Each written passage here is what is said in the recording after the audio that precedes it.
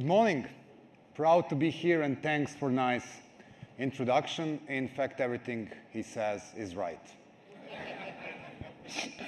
I'm Srdja, I'm coming from Serbia. I love my country. We are crazier than Irish sometimes. And I'm going to talk about the thing I'm very passionate, which is called nonviolent struggle.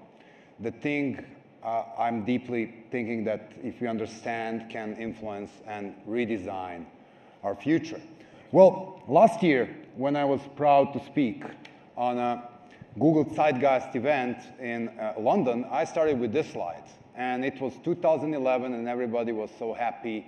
Mubarak was down, Ben Ali was down, Gaddafi was down, Assad was looking like he's leaving, Bin Laden was killed, and this is where we coined this fantastic Serbian-sounding thing, like bad year for bad guys.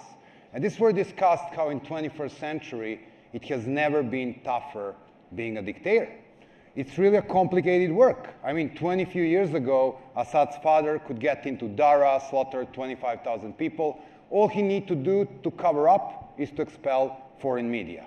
Now, wherever you've seen a policeman using a tear gas or pepper spray, there are like 15 people taping, and you know it's going to be on a YouTube within the matter of minutes. Back there in Serbia, we need to print leaflets, posters, mobilize people to get to the rally. Now we make a Facebook group and everybody knows.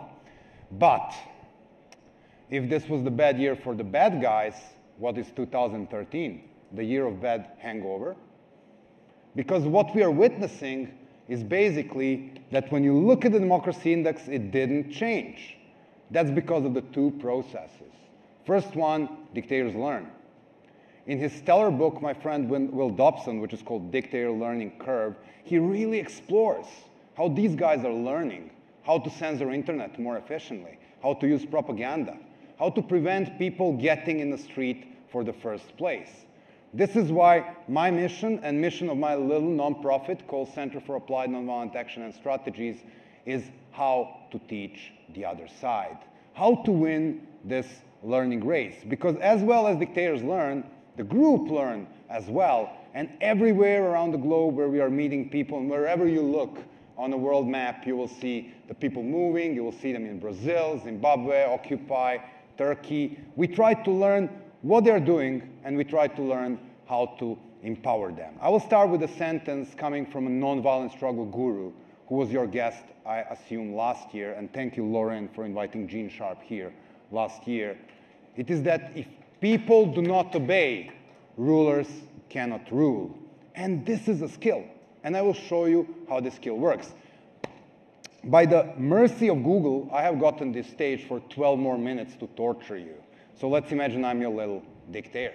And I have the tools to torture you because I have a stage and mic, and you know, everything looks to be in my hand. But what if I have trained few little people, few little hobbits in the audience to dismantle me from here? I will start with my wife. Masha, can you do this for me?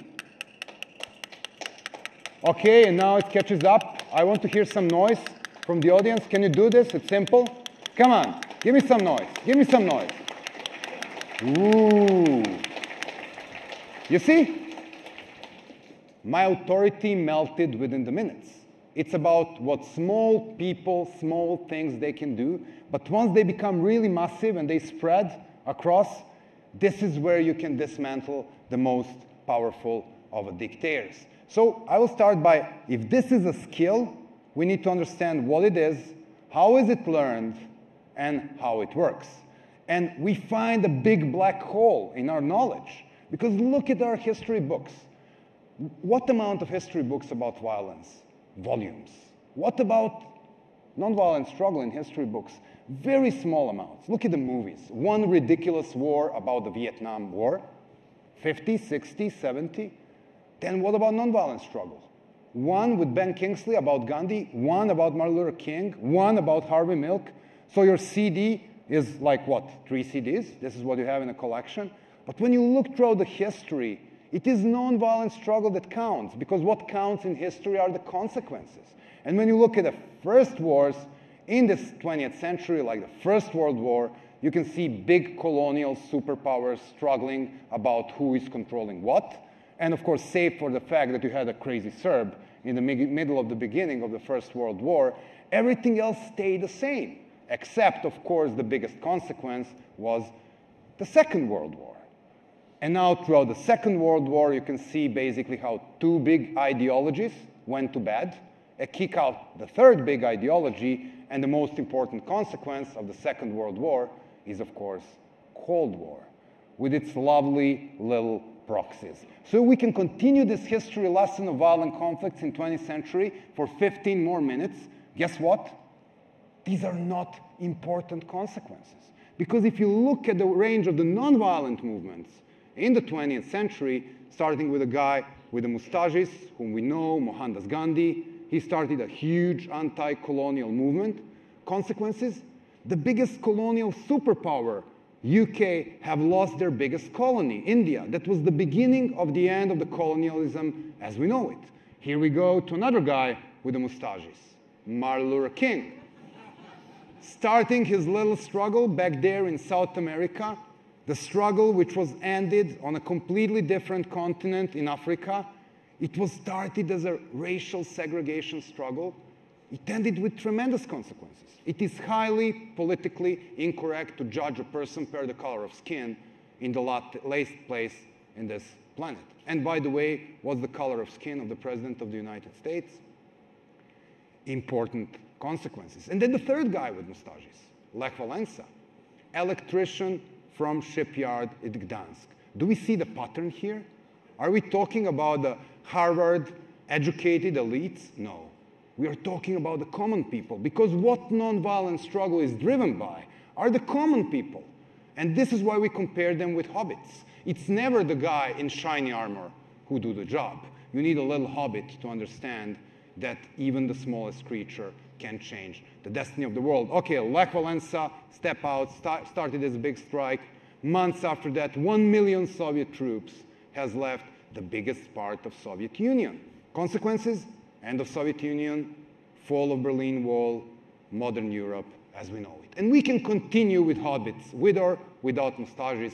They're shaping our world. And we need to understand why. Okay, when we say nonviolent struggle, everybody has this stupid idea that all we need to do is go to your yoga class, sit in a circle, hold our hand, and sing Om. That's wrong. Gandhi was not successful because he was a peaceful man.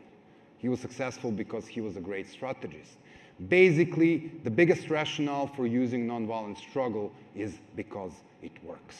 Because if you want to oppose a guy like Assad, would you oppose him on a battlefield with hundreds of thousands military strong? For God's sake, this is boxing with Mike Tyson.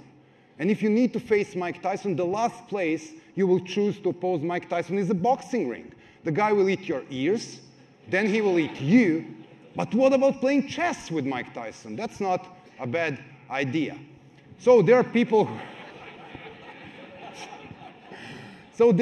who, unlike me, I'm a passionate biologist, but there are people who are real political scientists. And they were really exploring the famous sentence of Martin Luther King that there is more power in widely socially nonviolent masses than in the hands of a few men with weapons. Well, guess what? Two great American scholars, Erica Chenoweth and Maria Stephan, made a study. They were looking at 323 different conflicts from 19,000 to 2008. Results are stunning. You want to win?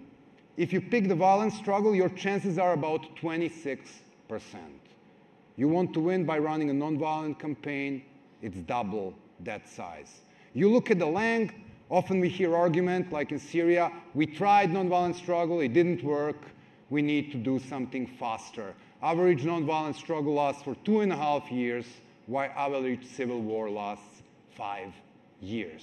And you want to look at the prospects of what comes next, prospects of democracy, it's even more shocking. If you use violent struggle to pursue the big change, your chances to win, like in Libya, stable democracy after 5 years are 4%. Compare it to 42% with a nonviolent struggle. So it's working, and it's more likely to produce good results. So now how it works. And we spend months and years. We work with the groups from 26 different countries, and we never stop learning because every single group brings a new tool, a new tactic into nonviolent struggle. But there are universal principles. Whether you are waging the struggle in a place like Egypt or Ukraine or Venezuela, you need unity, you need planning, and you need nonviolent discipline. Why nonviolent discipline? Because you can have 10,000 people on a peaceful march and just one single idiot throwing a stone to the police. And guess who is on tomorrow's page of the New York Times? That guy. There is a bloodthirstiness in this media which we need to cope off. Then there is this super important dynamics, and we call them the forces of evil or forces of status quo.